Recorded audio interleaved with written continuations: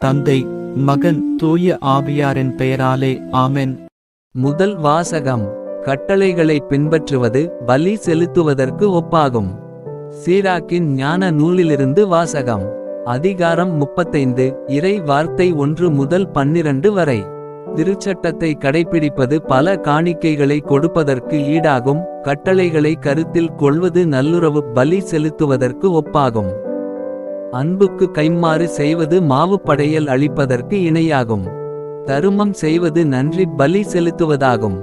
தீச்செயலை விட்டுவிடுதல் ஆண்டவருக்கு விருப்பமானது. அநீதியை கைவிடுதல் பாவக் கழுவாய் பலியாகும். ஆண்டவர் திருமுன் வெறுங்கையோடு வராதே. கட்டளையை நிறைவேற்றவே பலிகளையெல்லாம் செலுத்து. நீதிமான்கள் காணிக்கைகளை செலுத்தும்போது பலிபீடத்தில் கொழுப்பு வழிந்தோட உன்னத இறைவன் திருமுன் நறுமணம் எழுகிறது. நீதிமான்களின் பலி ஏற்றுக் கொள்ளத்தக்கது, அதன் நினைவு என்றும் நீங்காது. ஆண்டவரை தாராளமாய் மாட்சிமைப்படுத்து. உன் உழைப்பின் முதற்கனிகளை கொடுப்பதில் கணக்கு பார்க்காதே. கொடை வழங்கும்போதெல்லாம் முகமலர்ச்சியோடு கொடு. 10 பங்கை மகிழ்ச்சியோடு கடவுளுக்கு உரித்தாக்கு. உன்னத இறைவன் உனக்கு கொடுத்திருப்பதற்கு ஏற்ப நீயும் அவருக்கு கொடு. உன்னால் முடிந்த அளவுக்கு தாராளமாய் கொடு. ஆண்டவரே கைம்மாறு செய்பவர், 7 மடங்கு உனக்கு திருப்பி தருபவர். ஆண்டவருக்கு கையூட்டு கொடுக்க எண்ணாதே, அவர் அதை ஏற்க மாட்டார்.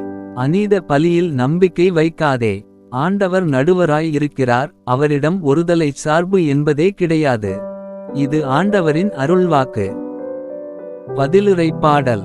பல்லவி. தம் வழியை செம்மைப்படுத்துவோர் கடவுளின் மீட்பை கண்டடைவர்.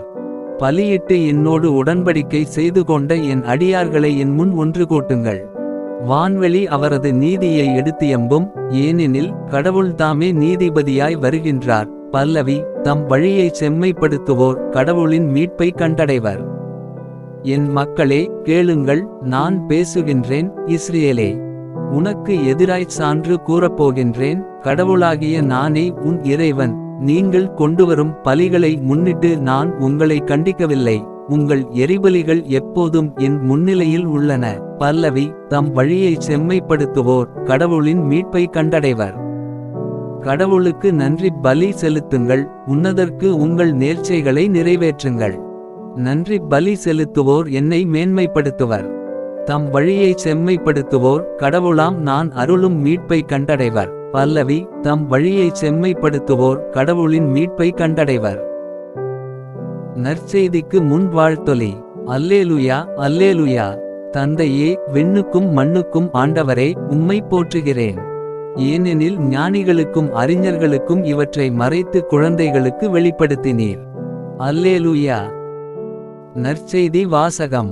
இம்மையில் சொத்தை 100 மடங்கும் மறுமையில் நிலைவாழ்வையும் பெறாமல் போகார். மார்க்கு எழுதிய தூய நற்செய்தியிலிருந்து வாசகம். அதிகாரம் 10. இறை வார்த்தை 28 முதல் 31 வரை. அக்காலத்தில் பேதுரு இயேசுவிடம், பாரும், நாங்கள் எல்லாவற்றையும் விட்டுவிட்டு உம்மை பின்பற்றியவர்களாயிற்றே என்று சொன்னார்.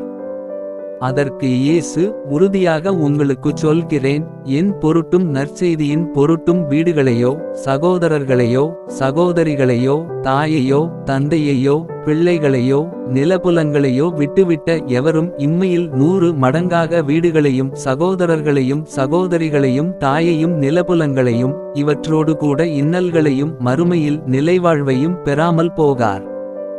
முதன்மையானோர் பலர் கடைசி ஆவர், கடைசியானோர் முதன்மை ஆவர் என்றார்.